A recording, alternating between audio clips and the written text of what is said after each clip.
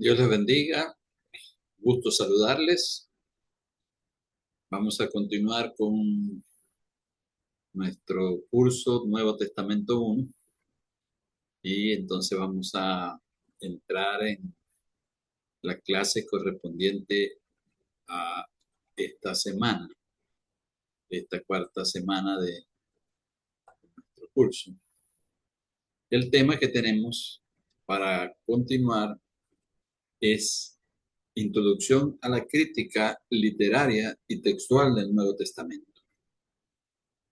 Ya anteriormente hemos visto algunos temas importantísimos acerca del texto del Nuevo Testamento como tal. Hemos, en las clases anteriores, estudiado cómo se formó el texto del Nuevo Testamento, cómo vieron la luz los diferentes libros, y hemos visto los materiales en que estos libros fueron escritos. Hemos estudiado también lo que son las copias, ¿no?, de aquellos libros originales, los autógrafos. Hemos visto que lo que tenemos hoy en día son copias antiguas de los escritos del Nuevo Testamento porque ya no existe ninguno de aquellos textos originales. Sin embargo, tenemos una gran riqueza de manuscritos antiguos que han sido catalogados y están en diferentes lugares en el mundo, en museos. Las sociedades bíblicas internacionales posee algunos, el Vaticano, algunas universidades poseen los manuscritos más importantes, es decir, esas copias antiguas de los libros del Nuevo Testamento. Hemos también visto en las clases anteriores cómo se formó el canon, llamado canon del Nuevo Testamento, que fue un proceso bastante largo y bastante minucioso que usó la Iglesia para determinar cuáles eran los libros cristianos inspirados por el Espíritu Santo. A eso llamamos el canon del Nuevo Testamento, de la palabra griega canon, que significa una vara de medir, una medida, una norma. Bueno, vimos anteriormente que la Iglesia usó una serie de principios o de parámetros para poder establecer ese canon bíblico. Uno de ellos era la apostolicidad del libro, que el libro hubiese sido escrito por alguno de los apóstoles que fueron llamados por el Señor Jesús, o por alguna persona cercana a ellos, como discípulo directo de estos, un líder importante de aquella época misma del Nuevo Testamento. Y entonces ese principio de apostolicidad fue un principio sumamente importante. Luego vimos también que hubo un principio del dinamismo de las escrituras, que las escrituras pudieran cambiar personas, pudieran cambiar la conducta de los seres humanos, es decir, que no fuesen letras muertas, sino letras que verdaderamente fuese viva, transformadora, y es lo que precisamente es la palabra de Dios, ¿verdad? Como que dice la Escritura que la palabra de Dios es viva y eficaz, ¿verdad? Es transformadora, tiene poder para transformar a la persona. Vimos también, además del principio de apostolicidad, el principio del dinamismo, también se tomó en cuenta la receptividad que la Iglesia tuvo para aceptar aquellos libros y cómo la Iglesia pudo atesorarlos, considerando la autoridad apostólica y considerando el contenido de ellos, que era esencialmente la doctrina de Cristo, explicada por los apóstoles. Entonces, ese principio de la receptividad del libro fue también muy importante, ¿no? Como la iglesia los conservó y se leían en las comunidades. Todo esto entonces se debatió por siglos hasta establecer el canon, propiamente el Nuevo Testamento, que finalmente se llegó por ahí en el siglo IV de la era cristiana a cerrar, ¿no? Ese catálogo de libros inspirados. Vimos que muchos de estos libros que hoy tenemos en nuestro Nuevo Testamento fueron debatidos en los diferentes concilios de la Iglesia, porque inicialmente se consideró que algunos no debían ser incluidos, entonces hubo eh, la inclusión tardía de muchos de ellos, ¿no? Como el libro de Apocalipsis, como el libro de Hebreos y algunos otros eh, escritos eh, de los apóstoles, ¿no? Bueno, ese asunto del canon es sumamente importante, sumamente central y tenemos que tenerlo presente en nuestro estudio, ¿no? Del Nuevo Testamento. Estuvimos estudiando también lo que fue el contexto histórico, cultural, religioso, social que rodeó la historia de los cristianos primitivos y por supuesto la formación del Nuevo Testamento. Entonces vimos que ellos eh, estaban dentro del imperio romano que había sucedido, que había desplazado al antiguo imperio griego, macedónico de Alejandro Magno, que este imperio romano, dirigido desde la capital, Roma, se había extendido hacia todos esos territorios que anteriormente formaron el imperio griego. Y entonces todo aquel mundo, el Nuevo Testamento estaba permeado por esa cultura greco-romana y de allí entonces mucha de la influencia, ¿no?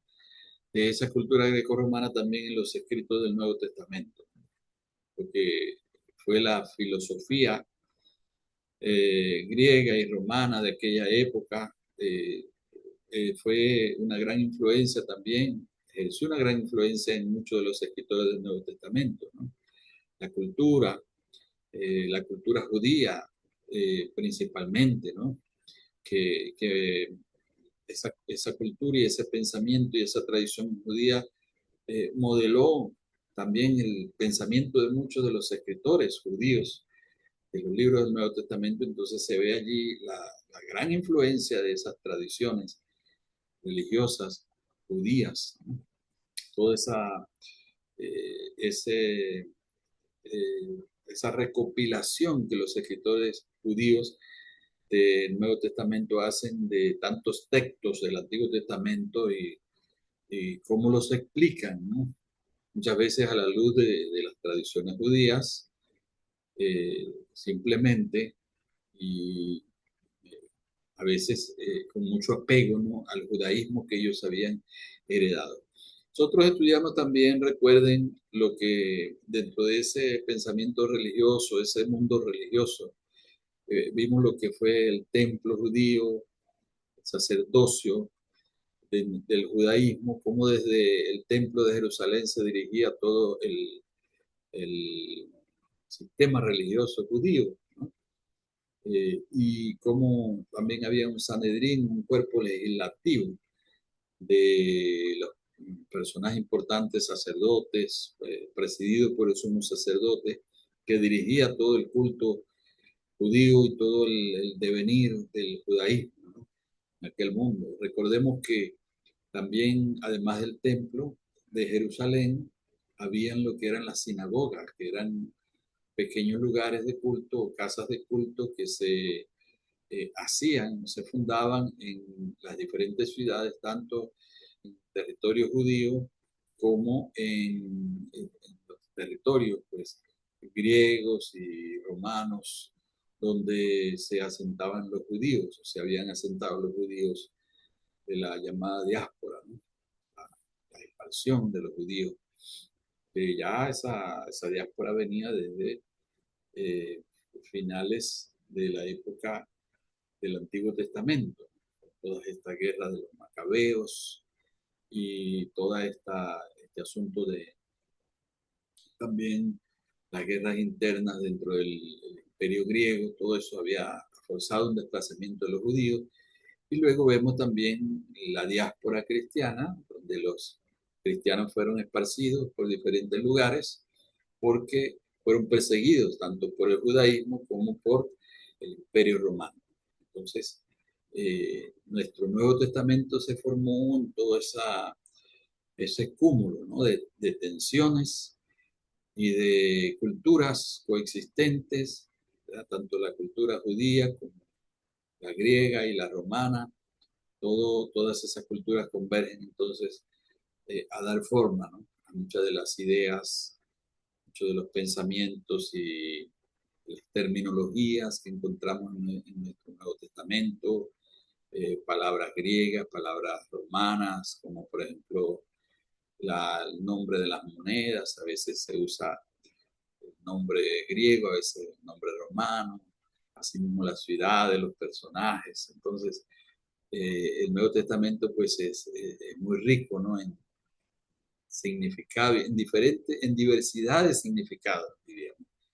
Así que por eso estamos estudiando todos estos temas tan importantes con el propósito de que a la hora de interpretar el texto bíblico nosotros podamos tomar en cuenta todos estos detalles que venimos estudiando, ¿no?, que apenas vamos avanzando entonces en este precioso curso que hemos iniciado.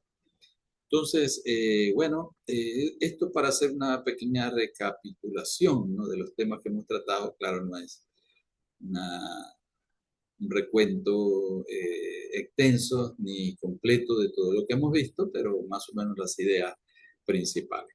Ahora, después de haber visto todos estos temas introductorios, vamos a entrar a este tema que también nos va a dar una base importante para nuestra comprensión de esta sección del Nuevo Testamento que estamos estudiando en este primer curso, ¿no?, del Nuevo Testamento, lo que son los evangelios y el libro de los hechos, ¿no?, es lo que son los libros que nos ocupan en este curso. Vamos a ver entonces la introducción a la crítica literaria y textual del Nuevo Testamento, ¿no?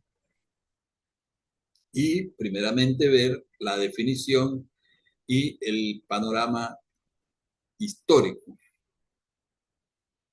de lo que es la crítica textual y literaria del Nuevo Testamento. Primero, para ponernos un poco más en contexto con lo que vamos a estudiar, vamos a recordar cómo fue el origen del texto bíblico en sí del Nuevo Testamento, ¿no? Ahí tenemos pueden observar esa gráfica donde vemos que en la parte superior está lo que es la revelación. ¿De qué trata este término en esta gráfica o qué quiere señalar? Bueno, que antes de que se redactara el texto bíblico, es decir, lo primero que sucedió fue la revelación de Dios, ¿no?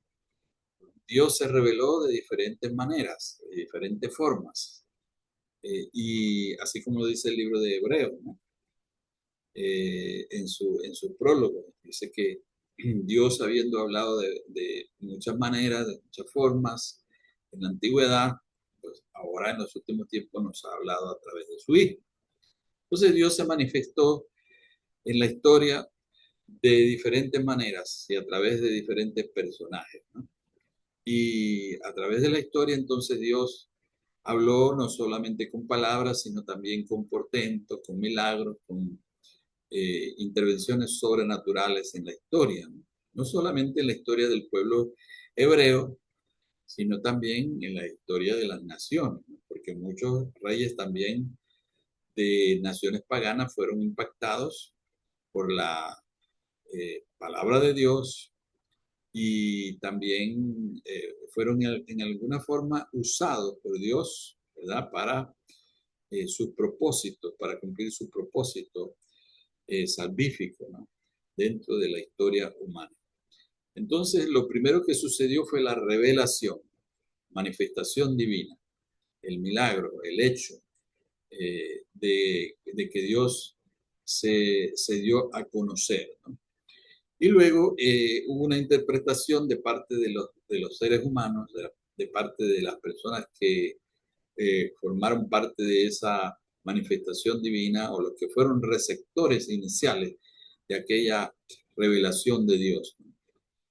Hubo una interpretación de los hechos dependiendo de su cosmovisión, de su comprensión del mundo, y luego surgieron lo que llamamos las tradiciones orales, ¿no? Los relatos orales, de aquella revelación de Dios ya interpretada por el ser humano de acuerdo a su comprensión del mundo, de las cosas, de la divinidad, su comprensión religiosa. Entonces hubo una interpretación de la revelación y luego entonces surgió esa tradición oral o tradiciones orales, ¿no? Porque fueron muchas tradiciones. A veces varias tradiciones con respecto al mismo evento y a veces dentro del mismo pueblo hebreo habían diferentes tradiciones del mismo evento. Entonces, igual sucede con el Nuevo Testamento, que los hechos de Jesús, las intervenciones milagrosas, las señales de Jesús, sus parábolas, sus discursos, sus eh, enseñanzas, todo eso fue recogido, ¿no? Primeramente por los apóstoles que anduvieron con él, los 12 que fueron llamados por el Señor, también muchos de sus discípulos, recogieron estas enseñanzas, las interpretaron, por supuesto tratando de mantenerse fiel a las palabras de Cristo, a la visión de Cristo Jesús, y luego surgieron esas tradiciones orales en el Nuevo Testamento, que eran los relatos, las narraciones, las enseñanzas, las predicaciones de los apóstoles, ¿no? Y fue posteriormente, así sucedió también en el Antiguo Testamento, y acá en el Nuevo también, que se redactaron los libros como tal, los libros que hoy tenemos en nuestro canon, después de que la tradición oral pasó tal vez por algunas décadas. En el caso del Nuevo Testamento, los evangelios vinieron a comenzar a ver la luz por ahí en el año 60. Es decir, vemos que mucho tiempo después de la muerte de Cristo, algunas décadas, ¿no? De la vida y la muerte de nuestro Señor. Entonces, se hizo necesario que en el caso de los evangelistas, ellos pudieran investigar, pudieran tomar de diferentes fuentes para redactar sus libros, ¿no? Y entonces hacer este aporte tan precioso, tan lindo a las escrituras, dirigidos e inspirados por el Espíritu de Dios, que fue el que dirigió todo ese proceso. Por ejemplo, Lucas nos cuenta cómo fue el proceso que él llevó adelante para redactar su evangelio.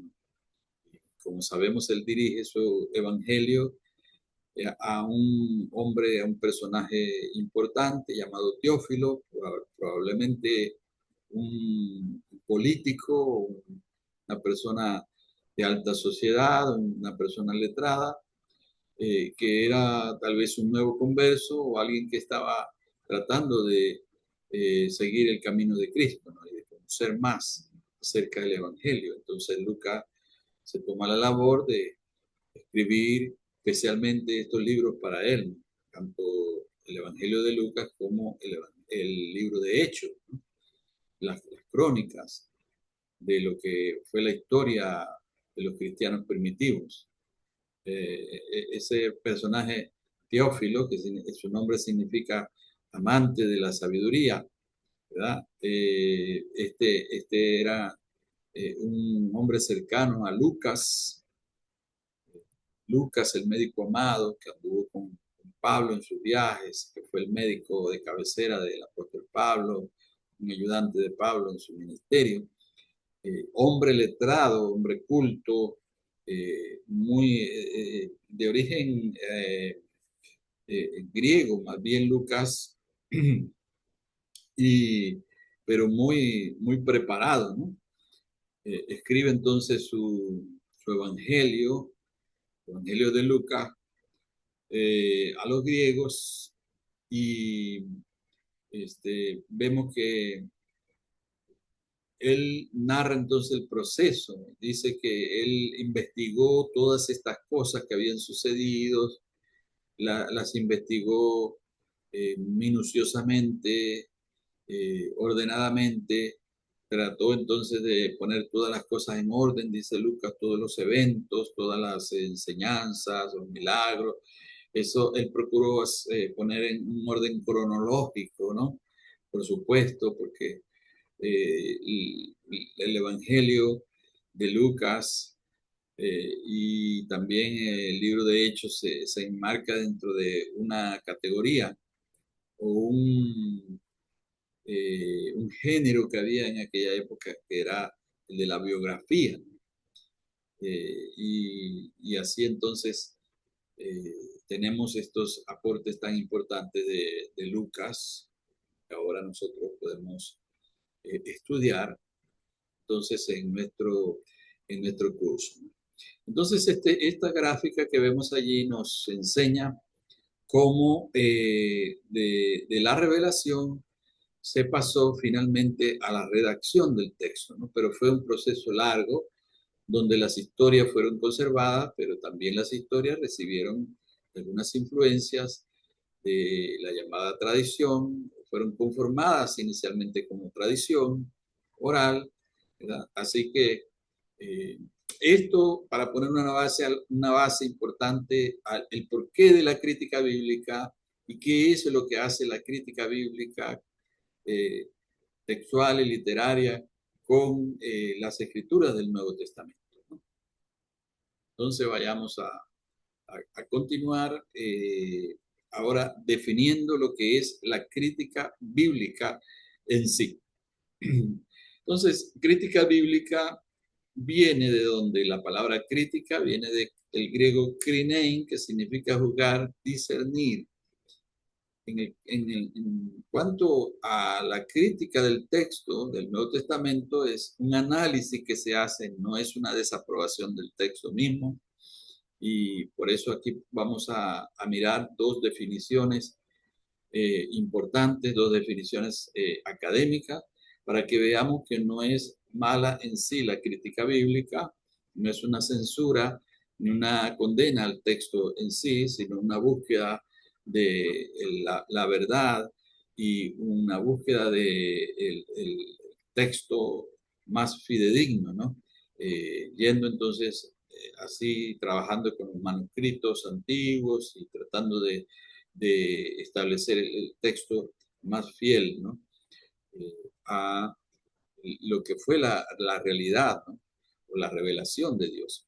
Entonces, leemos acá, hermanos, la primera definición dice que la crítica bíblica es la tarea sistemática aplicada al estudio del texto bíblico, de sus contextos históricos y literarios, con la intención de llegar al mensaje original que sus autores tenían en mente y que sus primeros receptores comprendieron. El propósito es intentar que aquel mensaje del texto bíblico llegue hasta las comunidades de hoy en sus respectivos contextos. Entonces, la crítica bíblica es un aporte importante al estudio de las escrituras. Procura entonces acercarse más al mensaje original de los autores, de los libros del Nuevo Testamento, y para eso usa una serie de herramientas de estudio que ya nosotros vamos a mirar. Una segunda definición dice es el enfoque académico que examina la Biblia desde diversas perspectivas académicas, similar al análisis de cualquier obra literaria. Entonces la Biblia como un texto tiene sus características particulares de lo que es la literatura, entonces debe ser estudiada en base a una serie de recursos importantes que también se usan en las ciencias seculares, que estudian los textos, que estudian la literatura y igual entonces la crítica bíblica hace uso de muchas de esas importantes herramientas. Ahora vamos a ver cómo surge la crítica bíblica y cómo se desarrolla. La crítica bíblica surge como reacción al enfoque sobrenaturalista y no crítico posterior a la Reforma. Hermanos, para ponerles un poquito en contexto, mire, durante la Edad Media, ¿verdad? La Edad Media en la historia cristiana, y la Edad Media fue desde el 1000, año 1000, es decir, el siglo X hasta el siglo XV, ¿no? Entonces tenemos ahí ese periodo bastante fuerte, ¿no? Eh, de, de oscurantismo, ese periodo bastante fuerte de oscurantismo, ¿no? Perdón, les hablo de el siglo quinto, perdón. Hay que corregir porque podemos confundirnos. Les hablo del siglo quinto, ¿verdad? Hasta el siglo XV, propiamente la Edad Media, ¿no?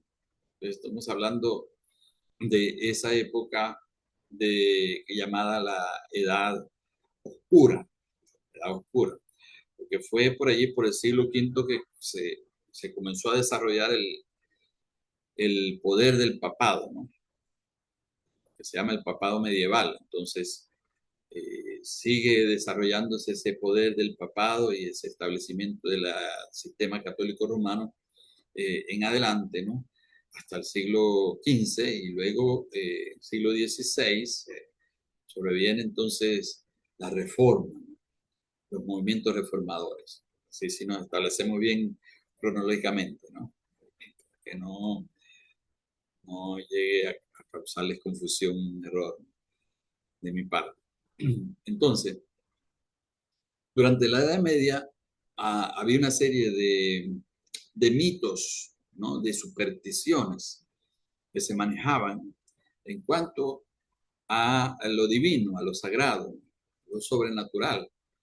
Y la gente entonces se basaba mucho en las tradiciones y en las supersticiones, en todo lo que se creía en la esfera popular, ¿no?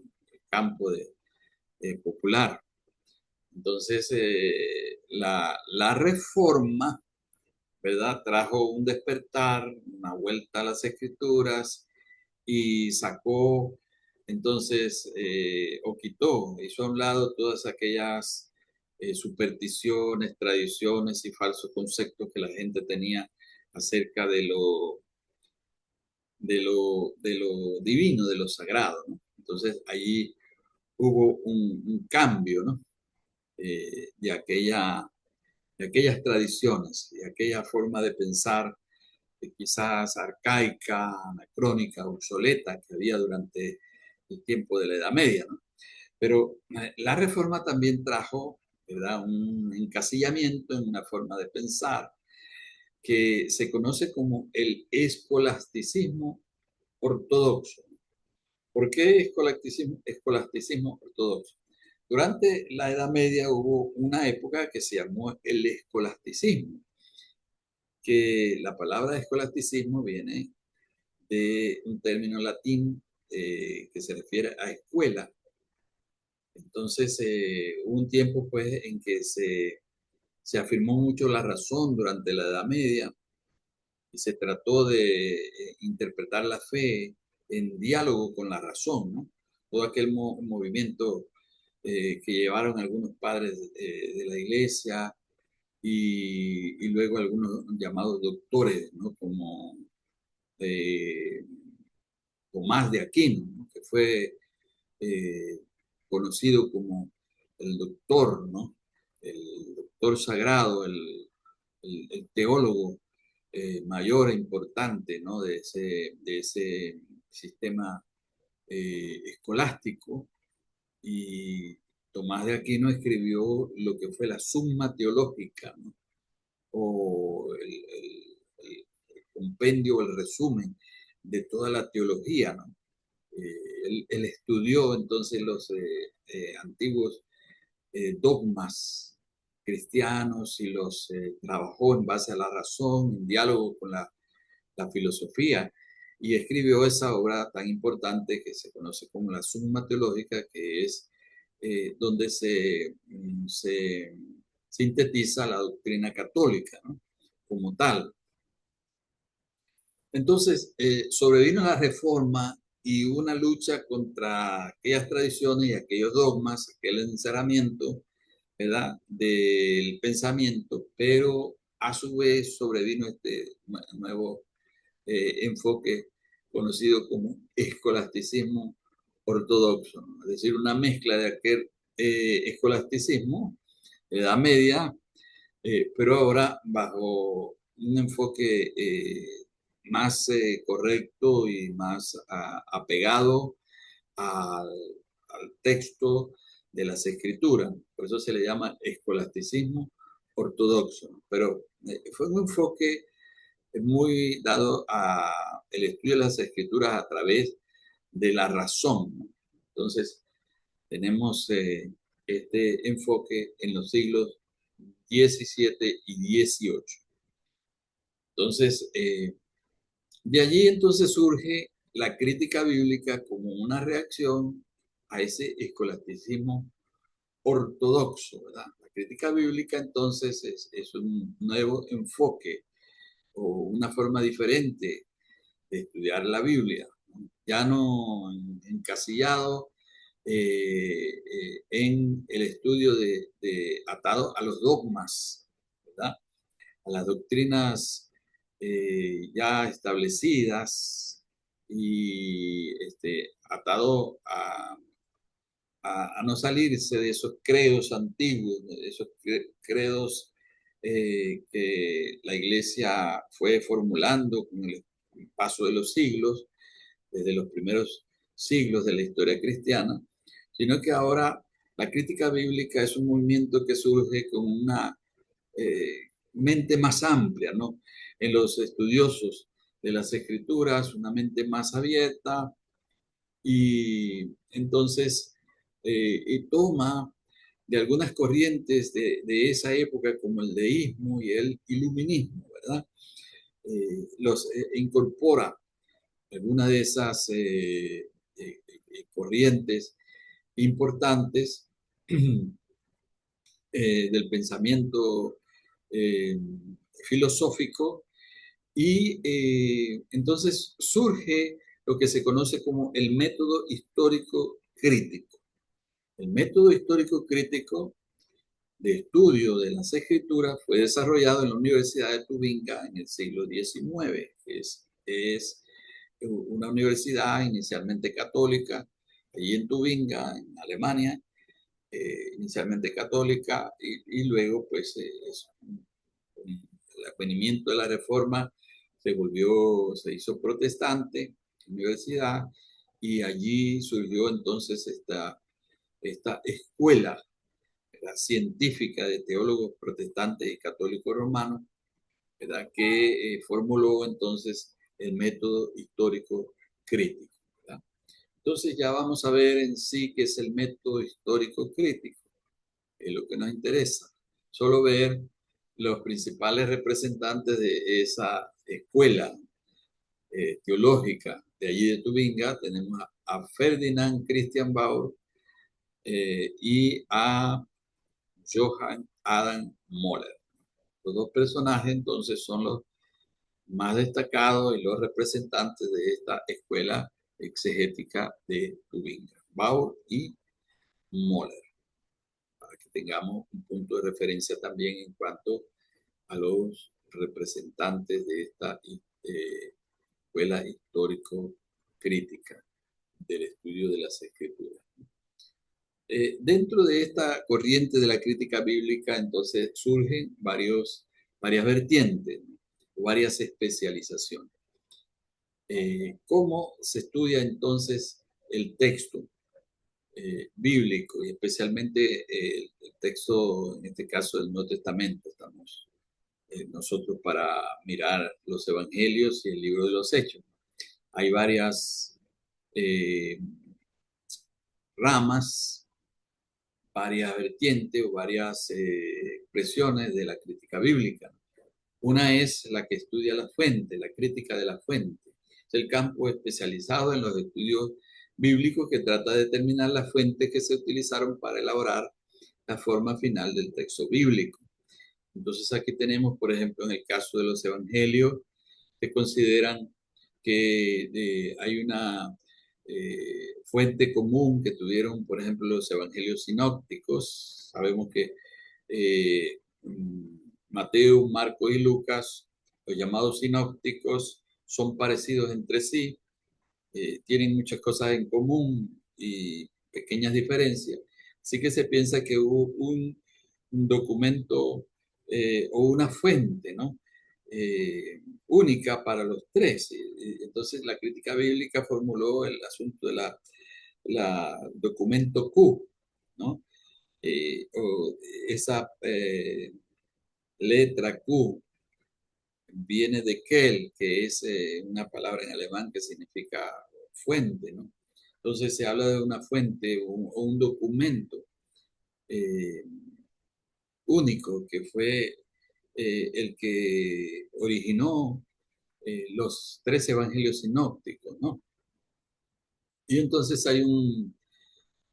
vamos a estudiar en este curso más adelante lo que es el problema sinóptico para estudiar el origen de estos evangelios, ¿no? Estudiar lo que es la fuente Q y estudiar la interrelación entre los sinópticos, el parecido, estudiar la armonía que hay entre ellos, pero también ciertas diferencias. Ese va a ser un tema muy importante dentro del curso, que es el estudio del problema sinóptico, ¿no? Entonces, la crítica de las fuentes estudia ese asunto, ¿no? Determinar las fuentes que se usaron para la redacción de los libros del Nuevo Testamento en este caso, ¿no? Tenemos también la crítica de las formas, es el estudio de las formas literarias de un pasaje o de una unidad literaria. Entonces, esta crítica de las formas se enfoca en esos diferentes géneros literarios, por ejemplo, cuando se estudian los textos poéticos o los libros poéticos de la Biblia, entonces se dialoga con la cultura, se ve, se ven esos géneros literarios, esas formas literarias también en la cultura de la época, se ve la influencia que tuvo la poesía judía, sus particularidades, su asunto de que la poesía hebrea, ¿no? Tiene sus detalles, sus particularidades, pero también sus influencias. Y todo eso se estudia. Como les dije anteriormente, lo que busca la crítica bíblica es depurar el significado del texto, ¿no? Y tratar de examinar esas fuentes, ¿no? Originales. Entonces, por ejemplo, en cuanto a los salmos, ¿no? Cuando se estudian los salmos, entonces hay diferentes tipos de salmos. Hay lo que son los salmos mesiánicos, hay los salmos de entronización del rey, hay los salmos de imprecación, que son los salmos que piden venganza hacia los enemigos. Entonces, hay diferentes tipos de salmos y dentro de esta crítica de las formas se estudian, ¿no? Todas estas diferentes formas y géneros que hay en los propios libros y cuál es su incidencia en el significado. Se ve cómo se manejaba en la cultura judía, ¿no? Estas expresiones, de dónde surgen, en fin, es un asunto muy lindo, ¿no? El tema de la crítica de las formas. Vamos entonces a avanzar mirando la otra vertiente de la crítica bíblica, que es la historia de las tradiciones. La historia de las tradiciones busca reconstruir la historia de una unidad literaria a partir de su supuesto punto de partida, su desarrollo en la tradición oral, hasta su aparición en forma escrita y su redacción final. Como les dije, los textos bíblicos primero fueron tradiciones orales y luego se convirtieron entonces en los libros, ¿no? Finalmente redactados por el autor, el escritor bíblico. Entonces, primero fueron tradiciones. Entonces, la historia de las tradiciones busca desentrañar, ¿no? En el pasado, en la historia, busca esa tradición, el origen de esas tradiciones, el desarrollo de las mismas, cómo fueron configurándose y cómo finalmente ellas influyeron en la redacción de los libros, ¿no? Tenemos la historia de la redacción, también otra expresión de la crítica bíblica, otra área de estudio o especialización de la crítica bíblica. Se preocupa por descubrir las perspectivas teológicas, las inclinaciones literarias y los motivos por los cuales un autor bíblico escribió lo que hoy reconocemos como su libro. Entonces, cuando estudiamos un texto bíblico, bien sea un pasaje, un libro, una unidad literaria en la Biblia, en el Nuevo Testamento en este caso, hay una perspectiva teológica del autor, ¿no? Por ejemplo, Pablo tiene su perspectiva teológica, se estudia la teología paulina, pero también hay la teología juanina, tienen sus particularidades en cuanto a su enfoque teológico, la teología petrina, ¿no? La teología del apóstol Pedro en sus cartas, en fin. Cada uno de estos autores tiene su perspectiva teológica propia, ¿no? Que fue moldeada en gran parte por su manera de ver el mundo, por su cosmovisión, pero también por la influencia que ellos recibieron, ¿no? En su formación teológica, su formación cultural también, la influencia de la cultura, de su religión, de la sociedad, la influencia de la filosofía también, en el caso de Pablo, por ejemplo. Se piensa que Pablo recibió una gran influencia de algunas corrientes filosóficas griegas y eso determinó en gran parte su pensamiento, ¿no? Hay libros muy importantes que se han especializado en estudiar el pensamiento teológico del apóstol Pablo, ¿no? Y son entonces recursos muy útiles que hoy tenemos para el estudio de la teología paulina. Entonces, esto es lo que esta historia de la redacción se enfoca, ¿no? En esas perspectivas teológicas, en esos motivos que tuvo el autor bíblico para escribir una determinada sección o tratar un determinado tema. Todo eso lo estudia la historia de la redacción. Tenemos además lo que es la crítica textual como tal. Recuerden que el tema de nuestra clase es la crítica textual y literaria, entonces aquí estas dos que vemos acá al final son quizás las más importantes, los más importantes enfoques que se hacen en cuanto a la crítica bíblica. La crítica textual, esta disciplina busca averiguar las palabras exactas que el autor empleó, si éstas se han alterado en el transcurso de los siglos después de haberse copiado el texto. Aquí entramos entonces lo que se llaman las variantes textuales entre los diferentes manuscritos, ¿no? Entonces hay muchas variantes, se llaman variantes textuales entre un manuscrito y otro. Entonces la crítica textual hace una comparación de diferentes manuscritos, estudia las variantes que hay, por qué, de acuerdo a la época en que se hizo el manuscrito, se hizo la copia del libro, y todo eso contribuye a una comprensión más amplia y más cabal, más fiel al texto del Nuevo Testamento, ¿no? De allí que entonces la importancia de la crítica textual. Tenemos también la crítica literaria, que se dirige a descubrir la estructura y el carácter literario del texto, las técnicas y las licencias literarias que usó el autor, el empleo de metáforas y símbolos, los efectos dramáticos y estéticos logrados en el escrito. La crítica literaria tiene que ver más entonces con los aspectos literarios en sí, ¿no? Lo que son las formas literarias, las figuras literarias, ¿no? Las metáforas, los símbolos, los efectos dramáticos y estéticos. Todo eso puede establecer, por ejemplo, la antigüedad de un manuscrito, ligándolo a las costumbres, a las expresiones idiomáticas de la época. Es decir, aquí es muy importante el estudio del idioma, ¿verdad? De los lenguajes.